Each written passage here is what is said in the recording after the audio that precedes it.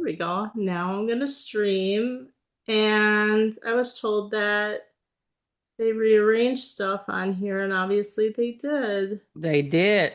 They did. Doggone it. Where? Oh, here it is, live stream, right in front of me. Okay. Oh gosh. All right. We will do this. Come on. It's the technology that's the fun part. So to our page, and we want to do laugh lines. There we go. Okay. So welcome, ladies. Thank you for joining us for our next episode of Laugh Lines and Turbulence.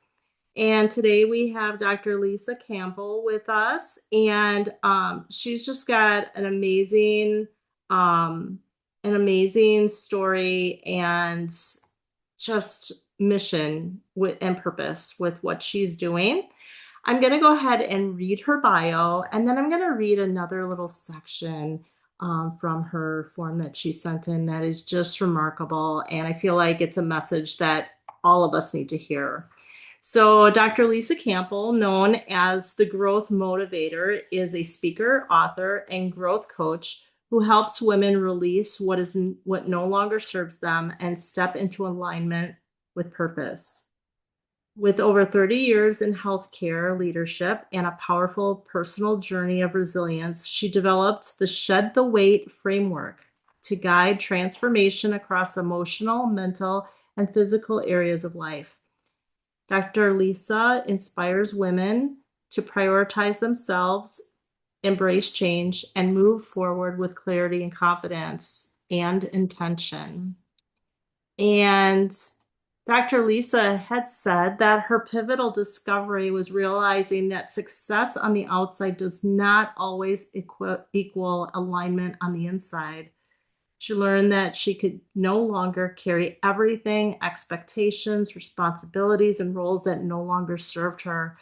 And she began to prioritize her well being and set clearer boundaries and redefine what fulfillment truly looks like for her. So, welcome, welcome, welcome. We are so glad you're here.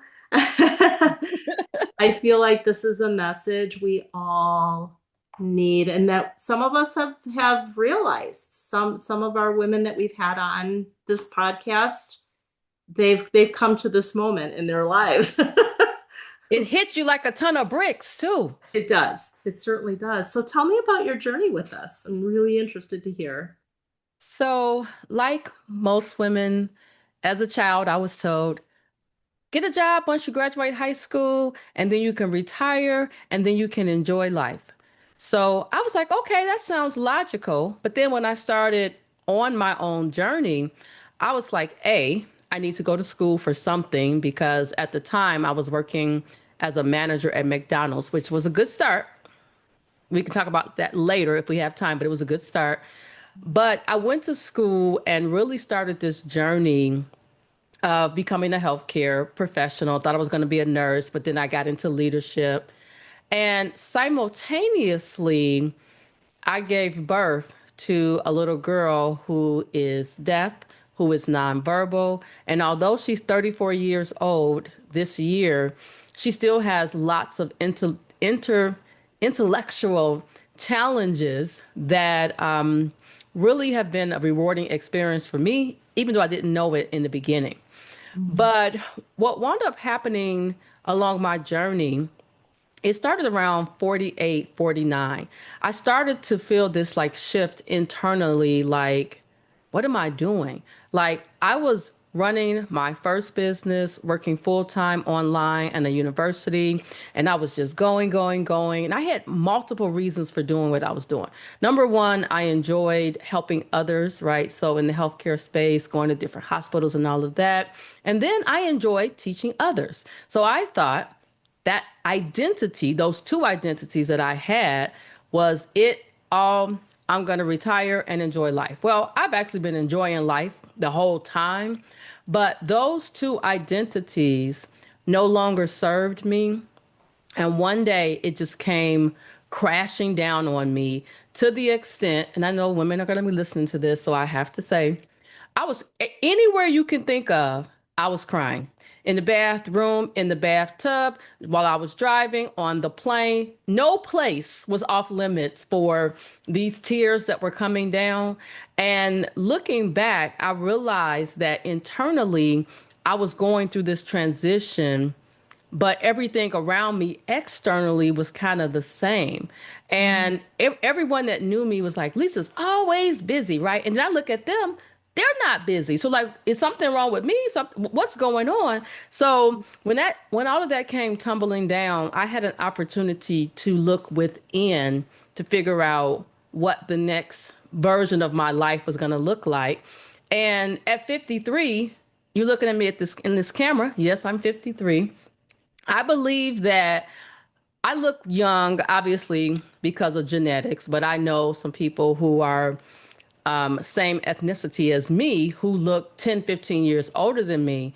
And I realized for me, it was because I'm always crying, but B, I have allowed myself to let go of those old identities. And it was scary. hmm I bet it was. And like how like as you were letting go of the other identities, you said that kind of everything was staying the same around you. So how did that impact you? You know, I've always been, what do you say? I don't want to say I've been stubborn. When I was 5 years old, my father was supposed to pick me up from elementary school. He didn't. And so I just decided, the same way that he drives the car, I'll just walk that way to get to the house. And I got there. He opened the door. He was like, Lisa? I was like, hey, daddy, I'm hungry. Right. So that 5 year old version of me, she was fearless. It didn't matter what everybody was doing around her. But I Mhm. think many of us, we tend to build our identities around those that are with us, not realizing that they haven't taken the time to do the work. They're going to stay exactly where they are, and you're just going to be the friend who is doing all the things and has no regrets when she turns 80 or 90 Yeah. or 100. Yeah. So you just took the brave stuff anyways. And we have to do that, I think, to, if we want to go from point A to point B in our lives and we really have this dream or this goal or seeking our purpose, there is that growing point where we have to move beyond the old And it's and hard. move to the new. Yeah, absolutely. That's So, amazing. and you know what really kind of like makes me continue on my journey? My grandfather was 52 when I was born. Oh, I was 52 when he died. oh, And one of the things that has stuck with me was his message about loving everyone, treating everyone the same, no matter what they do to you. But I also witnessed him being good to himself, right? And I know sometimes as women, we're like all the things. We're mom, grandma, we're an employee, we have our own business, we're in different groups. And I just realized that I had to separate myself from all the voices, all the noise, mhm, because everybody kept saying, Lisa, you work too much. You work too much, right? But I had goals, and my goals are not the same as theirs. And so one of the things I realized was really important was having different buckets of communities, right? You got your community who was like, I'm a 9 to 5 person. When I turn 67, I'm going to retire. And mhm, then here's me like, retirement means death. So I'm just going to continue going. And then when my number is called, I'll be gone. But you better believe there won't be anything that I wanted to do that I didn't do. And I had to become comfortable being the person in a lot of groups where I was doing more than others. But I also am the person who sent out a text message and say, hey, just so you know, the next 90 days, I need to focus on some things for myself. So I'm not going to be doing phone calls. I'm not going to be doing text messages and outings and all of that. I had to remove myself from that space so that I could really, really hone in on how I'm supposed to be helping others. So that time mhm. frame wasn't about me. It was literally about helping others. And I couldn't do that with all the noise that was around me. Yeah, yeah. Do you feel like, because I've read this and I really believe this in a way that when people are telling you you're doing too much, I'm worried about you, you're doing too much, um, that it's almost like they want to keep you where you were, the person that you were. But because that's who they know. And it's the Right. same like in relationships, right? The Hmm. person who, like my husband and I dated in high school, we broke up, right? And then I don't know, 15, 20 years later, we reconnected and got married. So we've been married for 15 years. And the individuals that we were going into the marriage, we are different than Right. we were then. And so when I think about my groups of friends, there's the group who is the 9 to 5. They're happy. They say they're happy with how they're living life. Mm-hmm. And I accept that. And those are also the friends who, if I have major surgery, are going to come and wipe my bottom along with my husband, right? So Right. I Right. had to, and that actually happened, right? So I realized that having those different groups is very important. I think this preacher Joel Osteen said, like, if you're the smartest person in your group, you need a larger group, right? And so I realized that I needed to surround myself with individuals who were navigating entrepreneurship over Yeah. 50, dealing with the menopause, right? So Yeah. aligning myself with that group of women has Mhm. also proved to be very fruitful. But that's not the group of women who I'm going to call when I have major surgery, because they're going to be like, well, can we just pay somebody to do it, right? Whereas my Right. other friend group, they're the ones that are in the bedroom with me, making They sure got things your happen. back. They Yes, got your back. Yeah. yes, And it really is, you can have this and this. You can have it absolutely. both. Yep. Absolutely. Well, and I always say, because I get it too, I'm really worried about you're doing so much. You're always working. And for me, it doesn't feel like work to me Yes, because I because you love love what it. I'm doing. Yes.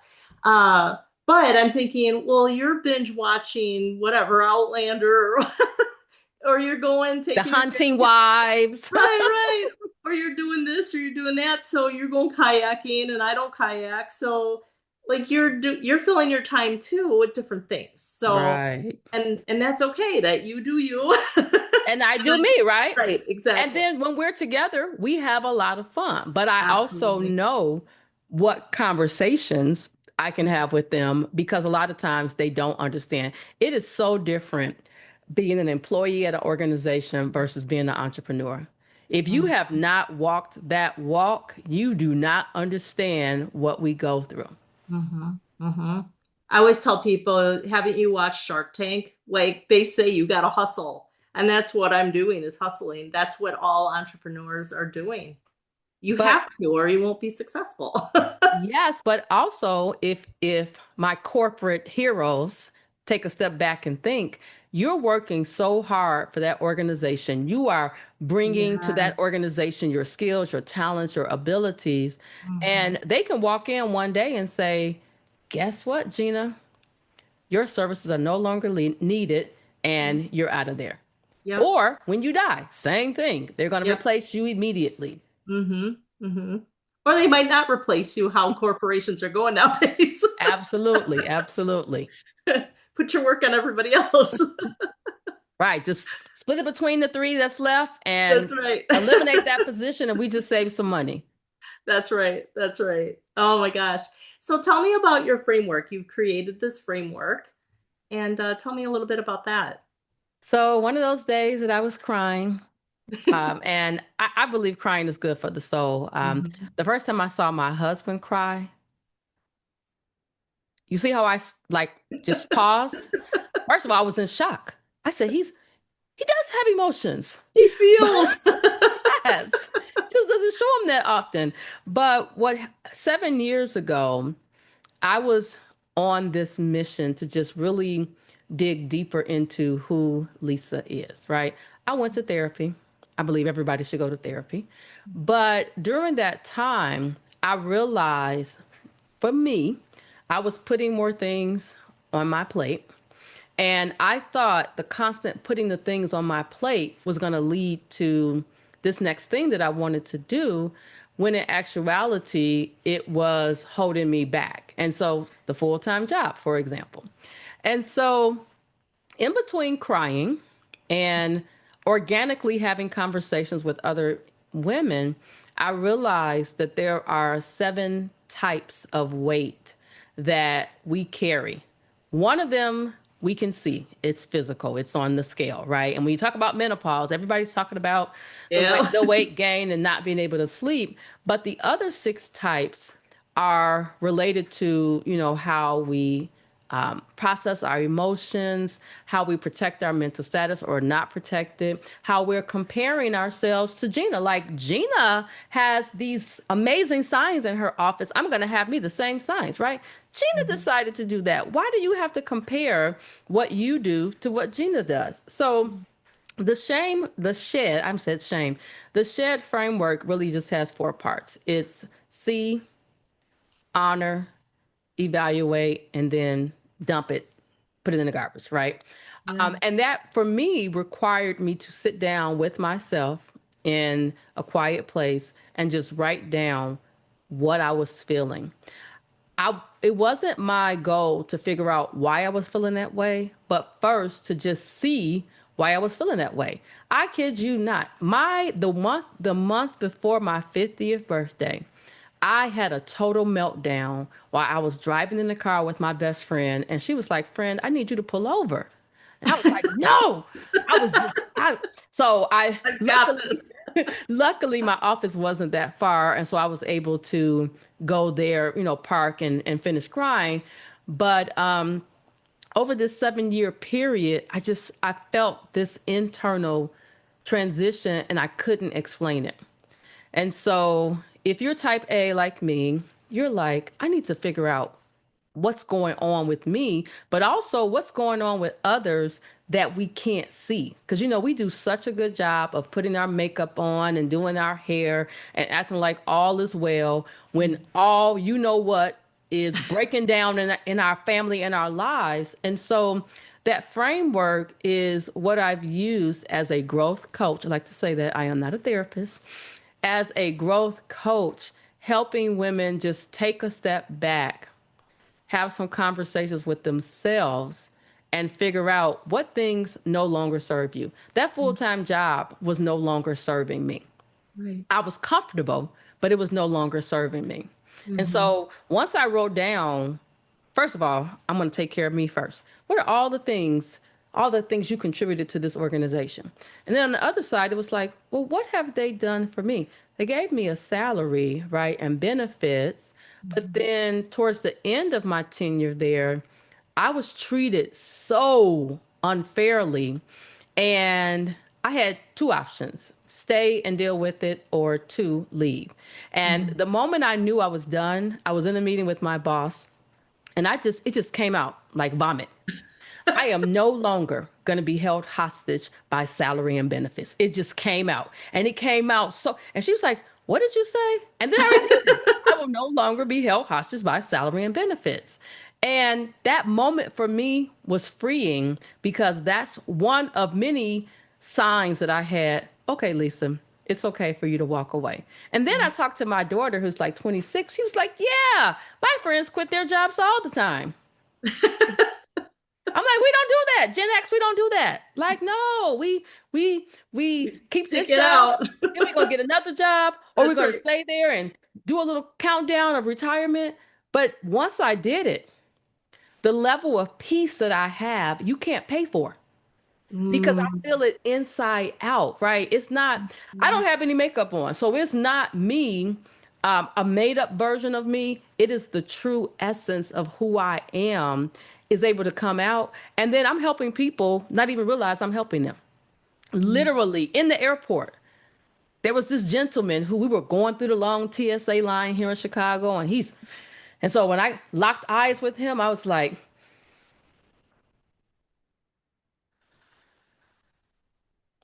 and he looked at me, and then it was my turn to keep moving. So by the time we reconnected, he said, "Thank you." Wow. And I just noticed that he looked overwhelmed. And I did that naturally because I remember a time when I was overwhelmed and was crying for help. and nobody came to my rescue.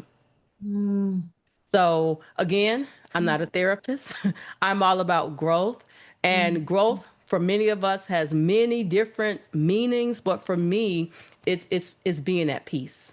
mm-hmm. It's my being at peace is my number one form of self-care. It's not nails, it's not hair. It's Mm, making sure my mental status is in check and recognizing when it's not in check and using my tools to help myself navigate, which could include calling a therapist, right? right, right. Absolutely. And well, and the thing is you obviously by doing what you did at the airport, you're sharing that piece with other people as well. You're encouraging them. Yeah, because Even though there wasn't verbal, I felt that when you did that. And so I can see where just take a deep breath. yes. And again, right in that moment when I saw his face, I didn't realize it then, but what I was doing for him was what I would have wanted someone to do for me. Yeah. I didn't know him. He wasn't my coaching client. He was just a guy that was going through the TSA line like I was doing. And I have decided if I miss the flight, I missed the flight.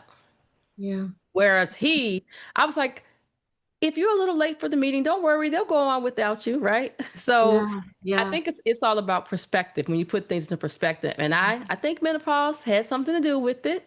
Yeah. Even though, growing up, I didn't know anything about menopause other than hot flashes. Me neither. That's it. Like, I'm like, Mom, why didn't you tell me about this? And then she Mhm. laughs. I'm like, it's not funny. This is serious business here. Yeah. Yeah. It's more than hot flashes. And my mom didn't really even talk about hot flashes. I just watched her at the restaurant just break into sweats. And I'm like, was there something spicy in the food? What's happening here? Right. We ordered eggs. Yeah, like what's going on with her? No That's clue.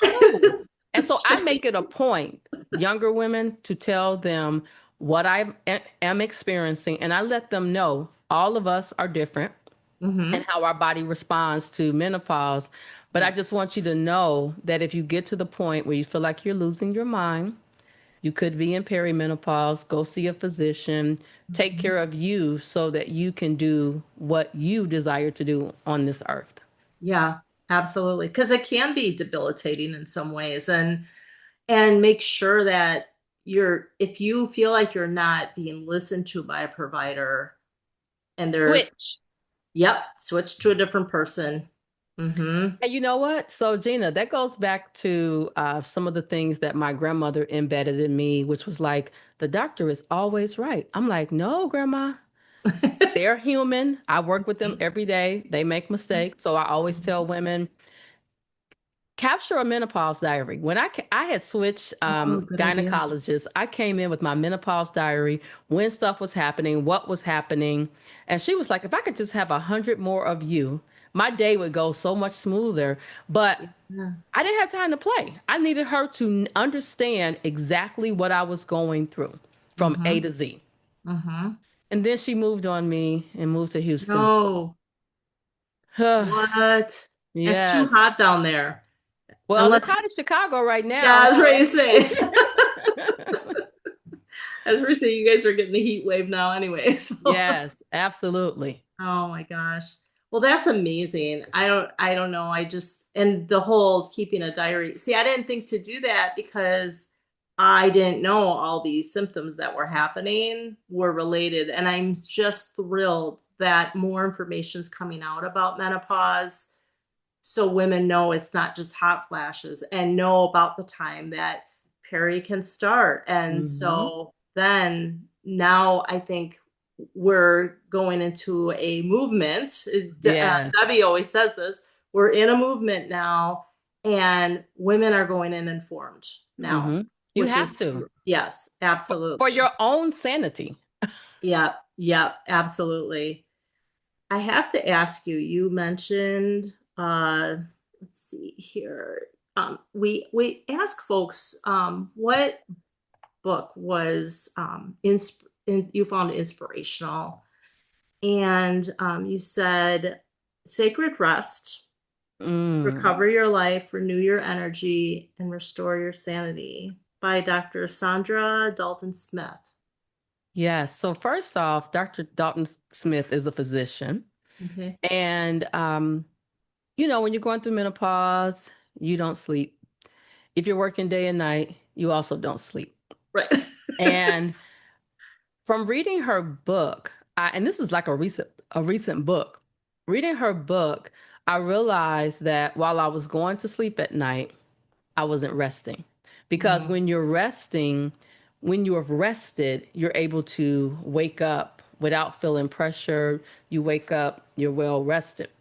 You're just going to sleep. And I'm not talking about, I had 2 glasses of wine and I'm going to sleep. I'm talking Mhm. about where your mind and your body is free. But in her book, she also talks about rest from technology, right? I used to be the Mhm. person like, whew, my Outlook, I got a ping. Let me now my phone dings, I look over it and I don't look back until I'm ready to do it, right? Also, Mhm. I don't feel compelled after, and as an entrepreneur, I make my own hours, but I realized I started this before I left that job. I had to set some boundaries for how I was going to allow everybody to handle me, but also how I was going to handle my part, right? So I didn't need to respond to emails day and night. 24, 48 hours is okay with me, right? Mhm. Also, in conversations, and this drives my husband crazy because he'll ask me a question, and before I respond, I'm pausing because I'm thinking about what I'm saying. How is he going to take my delivery of what I'm going to say? And while I'm processing that, he immediately like, "Are you listening to me?" And so I have to say, "1 minute, hubby. I'm thinking." Yeah. And I think I've gotten him trained for my pauses, but it has helped me personally, but it has also helped me professionally because I believe as a menopausal woman, you should be emotionally intelligent as you're navigating menopause. You need to recognize when you're being triggered. You need to recognize when somebody else is triggered and what they're doing to you has nothing to do with you, right? And so all of those strategies, reading that book has come in handy because you know how this was before I was resigned from my job. You're on like Teams or Zoom, and let's Yeah. say, All the time. yeah, all the time, right? And so I was in this meeting one day, and this lady, I was speaking. She wasn't listening to what I was saying. She was listening to respond, right? So this had been Mhm. going on for like a year. And Mhm. so finally, and we weren't on camera this day for some reason. Finally, I turned on my camera and I said, "I want you to hear me clearly because I'm tired of you not listening to understand. You always are listening to respond, and it's making for a very hostile situation." Mhm. Now, Mhm. first of all, I turned my camera on, so everybody was like, "Oh, she means business." Yeah. Well, first of all, everybody else felt it, but nobody else wanted to say anything. Mhm. And so, me opening that door Yeah. allow others to say, "Yeah, I feel the same way. I feel Yeah. the same way." And so she was able to get some coaching. I don't know if it's a therapist or what, because I haven't spoken to her in a long time, but she was able to get some support in how she navigates her conversations with others. Mhm. Mhm. But a menopausal woman, our tongue is very sharp. That's why I have to check myself before any Quick words come too. out. Quick too. Yes, very quick with it. Very. But it's all a part of growing if Mhm. you allow yourself to go on that journey, right? It doesn't end. But if you allow yourself to go on the journey, you will be a little bit more confident, a little Yeah. bit more patient. But also for my ladies who don't want to raise your hand, Mm. my desire is that you start to raise your hand when you have what it takes. Don't Mm. let your hand stay right here. raise your hand, right? They Yeah. made that 80s commercial like raise your hand if you're confident and you're sure. I don't know what happened. Raise your hands, ladies. Raise your hands and again, think through what you're talking about, how the delivery, right? And then execute. You'll thank yourself later. Yeah. I love that. I think that was the Sure commercial. Maybe they Yeah. moved on to a different deodorant or something. Yes, yes. Now I use Dove, right? I don't even know why. For anyone who is seeking entrepreneurship, it's in their mind or they are already doing it and they're, let's say, doing that full time, they're doing it all because there's a lot of entrepreneurs that, they keep that full time day job to kind of until they launch themselves into their fully into entrepreneurship. I think that can sometimes women can be held back though by that fear. So Mhm. how did you, because it's the salary, right? It's the benefits. You mentioned those two things. Did you find that you had to overcome that fear of not having those things?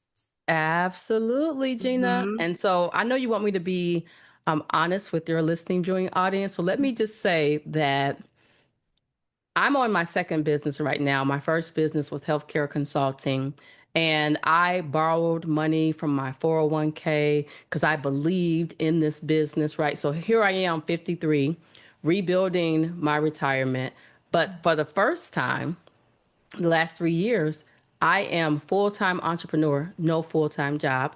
My husband covers me on his benefits. But one of the main reasons I was afraid to let go was because I was comfortable, right? Like, perfect example.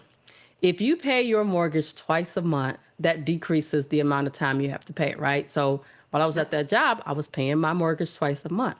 Now to a time period in my life, 3 years later, where I do pay the mortgage once a month, but it's not on the first of the month. And so I had to have conversations with myself like, Lisa, you're not the only person who is doing this. So don't compare yourself to what you think other people are doing.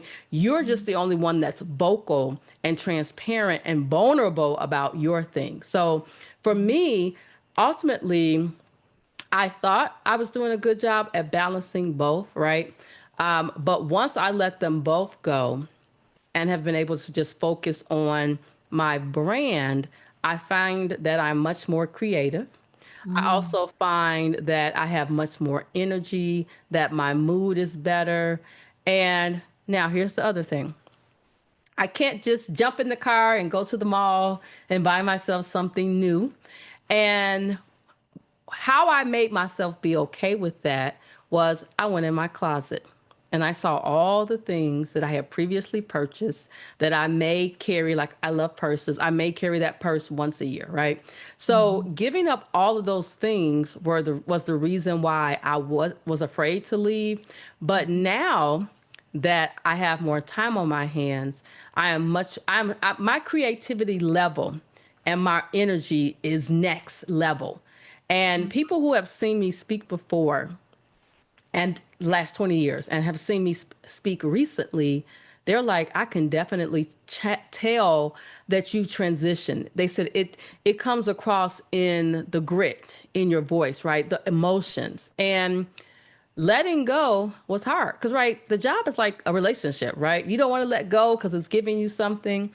And Secure the security and that little yes, voice of your who was it, your mom that said get a job and work until you retire? yes. Mm-hmm. So quieting those noises was really Mm-hmm. helpful. But Mm-hmm. was it easy? Absolutely not. But I will tell you this, ladies. It's been 3 years.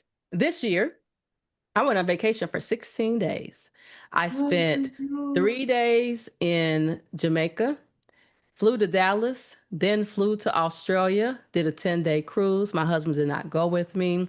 And the person who had that level of comfort and who was afraid that life wasn't going to be the same is not completely the same, but I was able to get on the plane feeling light. There was no internet on my flight to Australia, 17 and a half hours, but I was at peace. I was Yeah. by myself, and I said to myself, this is how you're supposed to be living, right? I Yeah. can't take a trip every quarter now, but once a year I can have a Right. nice vacation, and I'm okay with that because I had to acknowledge I probably have taken more trips than many people have. So it's Mhm. okay if this time period of my life I don't have all those trips. And Yeah. it became okay. Yeah. I love that. That's so amazing. And even the piece that you said when you quit the full-time gig, the piece that settled into like you knew that that was the right decision. Gina, let me tell you, I have to tell this story real quick, real quick.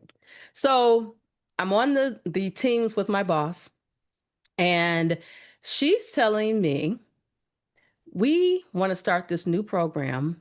You're the only person in the department who has that particular degree. It was a master's in healthcare administration. And she said, we are going to have you create all these new courses and really get this program developed. Not once in that conversation did she ask me if that was something I was interested in. And so Mm. after she went through her whole little spiel, it just came out like water from the faucet. I have decided that my time here has come to an end. It has been such a pleasure and an honor to work with you. I wish the department the best of luck. I just emailed you my resignation letter. On there, you'll see the date of XYZ. And you see how Mm. calm I was, no Yeah. emotions, because I allowed myself to go through the process. Right. And Right. when I wanted to resign before, I was nervous, like, oh, I can't do it. And one of my coworkers said, "You can't resign. We need you." What? Wait a minute. So, going through that process really, I feel like has made me whole as a person. I'm still a hard worker. I'm just a hard worker for myself. But Yeah. also, I realize that working more does not necessarily equate to more. And Mhm. so for me now, when I leave out of this house, head to the airport to go do a keynote presentation or lead a leadership retreat, I'm so light and just, Yeah. floating over to where I'm going. And I don't feel any pressure. I don't feel anything on my back. And to That's me, that amazing. benefits the audience or the client much better than the person who was carrying all that stuff. Mm-hmm. Well, the famous phrase of you have to fill your cup first. But if your cup is so overflowing that you can't fill it, but it's overflowing with noise, like you had said earlier, so it sounds like your cup is full. Well, my cup, you know what? I like a nice cup of hot tea. Did it cool down? It did, but I don't like cold tea. So I was in Texas and they had tea for lunch. They were like, we heard you like tea. I said, I do, but not cold tea. No, I only like hot tea. But you see how I'm holding my cup. I'm gonna stem. You see how I'm Mm, holding my cup and I'm at peace, right? I'm not thinking about how many emails I got to do, right? I can maybe sit in the living room and say, you know what? At this last thing you did, they asked if you could do XYZ. And actually, you can. So now respond to them, right? So just really yeah. not feeling burdened with all the things, because that's just not Mhm. a good way to live. No, it's unhealthy. It really, even though we don't realize it, a lot of times it really activates that stress response. And a lot of people, I've asked them, like, where is it that you feel stress? For me, it's like I'm walking around like this all the time, Yes, right? yes. And you don't realize it until you take a step back or just sit back and take a deep breath, and you're like, oh, wow, Hmm. And it's I'm messed because up. we've normalized that behavior. That's right. Right. That's And it's right. just like on jobs, right? You're doing meetings back to back. First, you're working 8 hours. Now you're working 16 hours. Then you're in the nail shop, right? Responding to emails like just one more email. Yeah. Or I'm going to slow down after this project is over. After we do this one project, I'm going to slow down. Meanwhile, you are borderline heart attack, not even Yep. knowing it. Yep. Absolutely. Absolutely. Well, I love your message. If anyone is interested in learning more or I want to call it the blueprint. It's not blueprint. Kind of is, but they want to learn more about your program or would like to talk to you more, how would they find what would be the best way for them to find you? So my first of all, I'm everywhere. Thankful. I thank my team because they're the ones that have been making it happen. Yeah. But I am everywhere at Dr. Lisa L. Campbell. That's the name of my website, and definitely look forward to connecting with some of you, even if it's just a hey, right? Sometimes Yeah. you need somebody to say hello to, and then also because I'm looking behind you, Gina. If you are an author, I see some books here. I would love for your listening, viewing audience. Would love to have you as a guest on my podcast. Don't be afraid. I've had many people who said, I wrote the book, but I've never been on a podcast. And I always joke with them, yeah, me either, right? I just started being on podcasts like 3 years ago because I didn't Yeah. really understand the podcast world. But my goal is to help get everyone's message out so that we can grow together. That's you can't like gatekeep your resources, No, right? no. We're here to lift each other up, and that's just such an important thing that we do together, and especially in our oldness, if you want to call it Wait, that. wait 1 second, Gina. Gina, if you ask my friends, like, Yeah. what stage is Lisa in now? They Yeah. will all tell you she is in the preferment stage of life because I'm only Love it. doing what I prefer to do. And I'm very clear on that. I love that. And it has helped me just stabilize Lisa, Mm-hmm. which is very important. Mm-hmm. Mm-hmm. Yeah, I love that.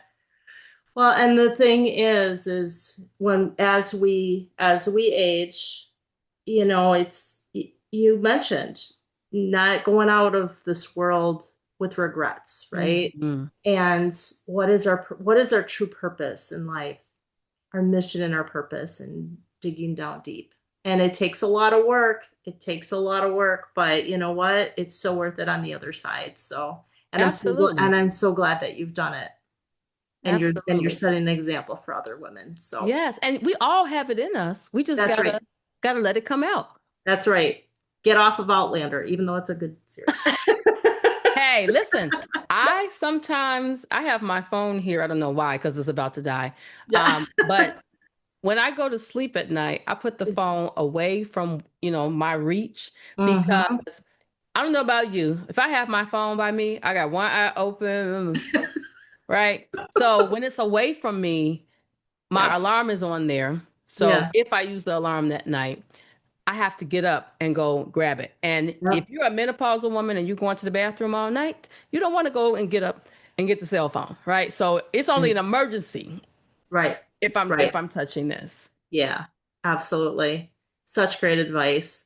Well, thank you so much. I'm so glad you're here. And I've got plenty of people that would love to be on your podcast, not just me, other authors who have great messages. So I love it. See, we're gonna that's the whole thing of right. like this ecosystem that we're operating in. That's right. We're laughing together, we're crying together, we're writing together. That's right. That's right. What is you said you authored a book or more than one? So my first book was a memoir, and it's titled Grow With Me. Oh, love that. And then I don't want to use the word I got some other individuals to tell their own stories in a short form. Yeah. They wanted to tell their stories, but they were afraid. So I said, meet me in Zoom. I'm going to ask you some questions. And I took their responses and turned it into a book. Thankful for it Oh, all. Embracing growth through oh, life's lessons. beautiful. But I like to call my baby is coming out in August. And the name of that book is really a movement because I'm going to do a 25 city book tour, but it's titled Shed the Weight, Achieve Personal Growth by Shedding What No Longer Serves You. And I took me probably 5 years to write that book. I did Hmm. more crying as I was evaluating, what I had allowed to hold me back, but also it was tears of joy Mm-hmm. because I was proud of myself for taking that big leap for me. Mm-hmm. Well, and through that, you're going to help so many. And men too, I found Mhm. out. Absolutely. Yep, absolutely.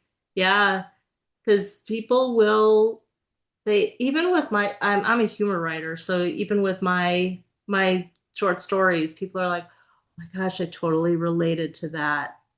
What happened with that dog? Or, Hmm. so through your story, you're gonna continue an amazing mission, and I love that. Yes. I always say life over 50 is not ending, it's beginning.